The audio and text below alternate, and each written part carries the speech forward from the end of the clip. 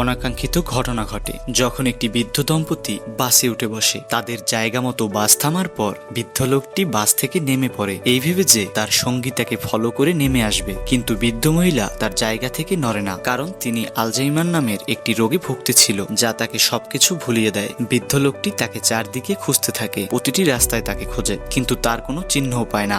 বৃদ্ধ মহিলা একটি অপরিচিত বাস স্ট্যান্ডে গিয়ে নামে। তিনি জানে না তিনি কোথায় আছে, আর এরপর তিনি ওখানেই বসে থাকে। বৃদ্ধ লোকটি পুলিশের কাছে সাহায্য চায়, কিন্তু নিচ থেকে খোঁজা বন্ধ করতে পারে না। প্রায় ঘন্টাখানিক খোঁজাখুঁজির পর পুলিশ তাকে খুঁজে বের করে, এবং যেটা সব থেকে সুন্দর ব্যাপার ছিল সেটা হচ্ছে লোকটি বৃদ্ধ মহিলার ফোনে ওয়ালপেপারে তার ছবি ও বাসার ঠিকানা তুলে রেখেছিল। পুলিশেরা তাকে সেই ঠিকানা অনুযায়ী নিয়ে আসে, কিন্তু তিনি বলতে পারছে না এটা তার ঘর কিনা। তিনি শুধু তার স্বামীর নাম মনে করতে পারছিল, আর তিনি সেই নামে ডাক দেয়। বৃদ্ধ লোকটি তাকে দেখে দরজার দিকে দৌড়ে আসে, এবং আপনি তো দেখতেই পাচ্ছেন সে কতটা কৃতজ্ঞ তার স্ত্রীকে সুরক্ষিত দেখে।